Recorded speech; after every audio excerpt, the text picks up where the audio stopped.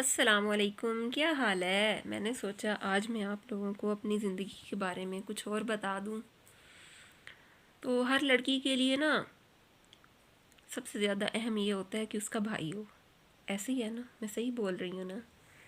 चाहे भाई छोटा हो, 1 साल का भी हो ना, भाई भाई होता है। तो अल्लाह के फ़ज़ल से अल्लाह ने मेरी माँ को 3 बेटे दिए थे, लेकिन फिर अल्लाह ही जानता है ऐसा क्या हुआ कि वो तीनों वापस अल्लाह को प्यारे हो गए। वो एक बहुत भयानक था हमारी ज़िंदगी में वो सब कुछ। मेरे 3 भाई और तीनों ही पानी में गिर के फोत हुए हैं। वो एक ट्रॉमा था मेरे लिए, क्योंकि मैं बड़ी बहन थी। मेरा एक भाई 1999 में पैदा हुआ था और सन 2000 में फोत हो गया था। फिर मेरा दूसरा भाई सन 2002 में पैदा हुआ था और मेरा तीसरा भाई पैदा हुआ था 2008 में।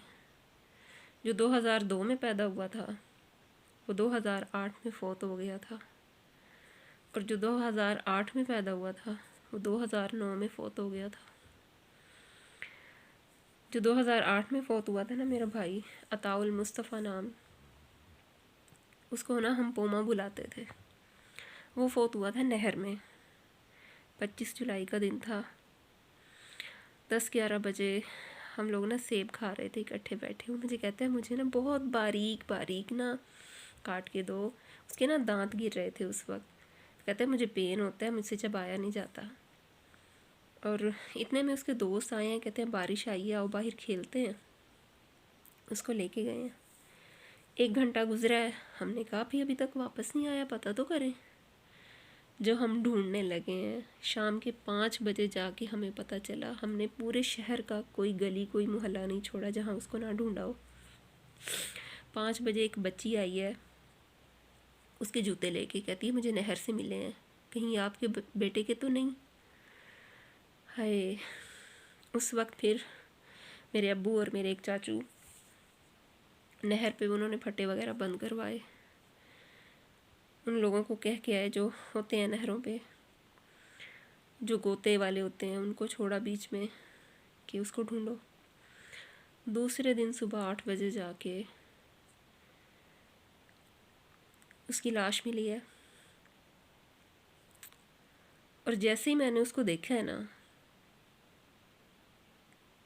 मैं ना वहीं पे जैसे समझ से बाहर था वो सब कुछ। मैं कोई रोई नहीं कुछ, बस ना चारपाई का जो पाया होता है, पावा क्या बोलते हैं पंजाबी में, तो मंजी दा पावा ही आख देने उन्होंने, वो पकड़ के ना मैं 3 दिन बैठी रही हूँ। कोई खाने का होश नहीं है, कुछ नहीं। 3 दिन बाद जाके मैं रोई। और ना मुझे ऐसे लगता था कहीं ना कहीं उसकी मौत की ना वजह मैं हूँ। फिर जब तीसरा भाई भी मेरा सेम वैसे पानी में फोत हुआ, फिर उसके बाद तो ज़िंदगी से ना जैसे किनारा नहीं हो जाता। फिर ये था ज़िंदगी में कि कोई भी इंसान मुझे बहन कह दे, बड़ी खुशी होती थी। पर ये ज़माना पता है कैसा है, लड़की को गंदी नज़र से सब देखते हैं, बहन की नज़र से ना कोई भी नहीं देखता। दिखावे के लिए, ये मेरा एक्सपीरियंस है, दिखावे के लिए अगर मेरे माँ बाप पास हैं, कोई भी है, सर पे हाथ रख देंगे बहन। जैसे ही अकेली लड़की मिलेगी ना, लाइन ना मारें, ये हो नहीं सकता। फिर बस ज़िंदगी के धक्के, और उसके बाद मेरी अम्मी को दोबारा कोई बच्चे ही नहीं हुए। फिर मेरे अब्बू ने ये कहना शुरू कर दिया कि मैं दूसरी शादी करता हूँ, तलाक की धमकियाँ और ये सब कुछ। लोग ना आज आकर ऐसे मुझ पर उंगली उठा लेते हैं,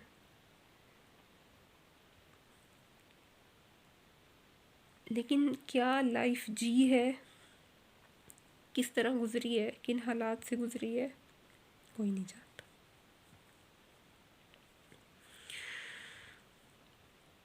अब ज़िंदगी में आके ना एक शख्स ने बहन बोला नहीं है, माना है। और उस दिन से मैं इतनी खुश हूँ जिसकी कोई इंतहा नहीं कि अल्लाह तूने इस मोड़ पे ला के, जहाँ पे सब कुछ ख़त्म होते हुए दिख रहा था कि ये आखिरी सांस है मेरा इस दुनिया में, और तूने इतनी बड़ी खुशी दे दी।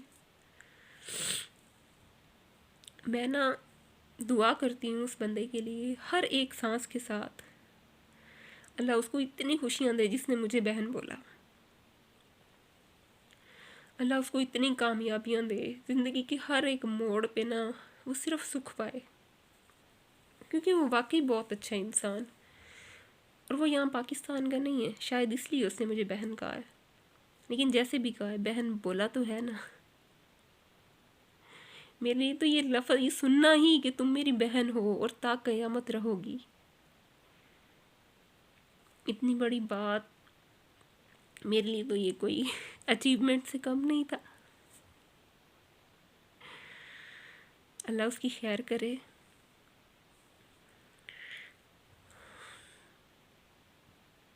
आज के लिए इतना काफ़ी।